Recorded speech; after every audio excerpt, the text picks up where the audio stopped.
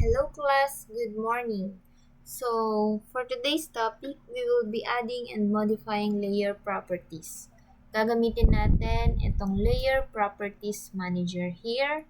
So, pag pinindot nyo yan, meron tayong lalabas yung ating layer properties manager.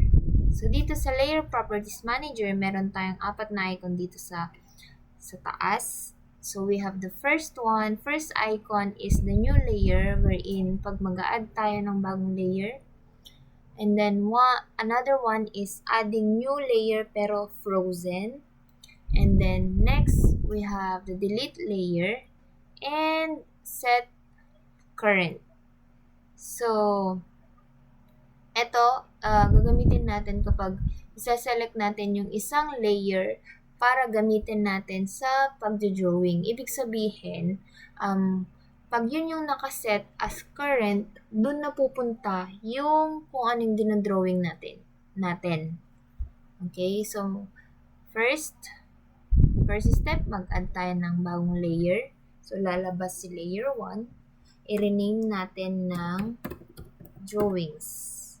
And then, enter. Mag-create ulit tayo ng another drawing. Alt-N or we can just press the icon. We have text. And then another one, dimensions.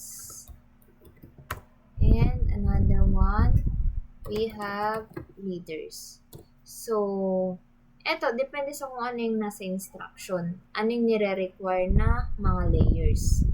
So, kung nire-require kayo ng layer ng dimension and layer ng drawings lang, yun lang yung gagawin ninyo. And, meron tayong iba't ibang column dito. Kung makikita nyo, first is yung bulb. Dito natin tina-turn on and turn off yung ating mga drawings. Okay? So, kung ano yung laman ng layer na to, yun yung nasasama dito sa kung ano yung pinipindot natin. So, pag turn off natin yan, kung ano yung laman ng layer na to, mawawala or mag-hide dito sa ating screen. And, ganun din sa freeze. Pag pinindot natin yung freeze, naka-turn off yung current layer natin or naka-hide yung mga part ng drawing natin na nasa current layer. And then, since nag-hide siya, temporarily nawawala siya sa memory ng ating computer, which speeds up yung performance ng ating computer.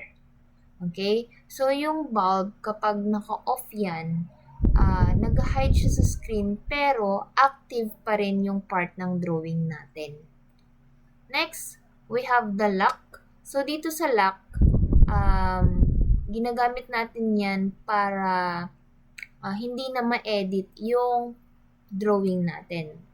And, kung mapapansin ninyo, pag nilalock ko itong layer na to, nagfe-fade yung drawing natin. Ibig sabihin, hindi mo na yan mapipindot. Kahit anong pindot mo dyan, hindi mo may edit. Okay? So, currently, lahat ng drawing natin dito is nasa layer 0. So, ang gagawin natin, ililipat natin isa-isa kung saan sila belong dito sa mga layers na ginawa natin. But, before that, para ma-identify, ma-differentiate natin ano yung mga layers na yon, palitan natin ng color sa per layer. Okay, so sa drawing, gawin natin red. Okay, enter. And then sa text, gawin natin blue. For the dimension, palitan natin ng green. And then for the leaders, palitan natin ng yellow. Etong colors, depende lang din kung ano yung nire-require na colors ng mga layers ninyo. Okay, depende sa instruction. So, magbasa tayo palagi ng instruction kung ano yung hinihinging colors ng ating layers. Okay, so tapos na tayo dito sa Layer Properties Manager. Next ay maglilipat na tayo ng mga drawings. So, exit na natin yan dito. First, select the text. And then, pindutin ang drop down, saka pindutin kung anong klaseng layer siya. So, nandito siya sa text. Okay, so, pindutin natin ang escape para maalis yung pagka-select ng ating mga text. Next one, select natin yung mga leaders. Okay. Then, repeat the process, drop down, leaders. Escape. Ni. Okay, next we have the dimensions. Select the dimensions, all the dimensions. And then the drop down here sa layers and lipat sa dimensions. And yung ating pinaka-importanting part na nilalagyan natin ng lahat-lahat, yung ating drawings. Oops. Drawings. So, kung papansinin nyo, yung mga part ng drawings natin, pag nililipat natin siya sa mga layers, sinusundan niya kung ano yung mga colors na nilagay natin. So, ibig sabihin, mas madali na nating nakikita kung anong part ng drawing siya. For example, meron pa tayong guideline, tapos ilalagay nyo sa layer ng guideline.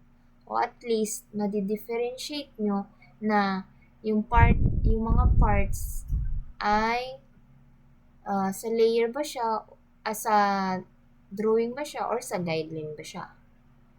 Okay? So,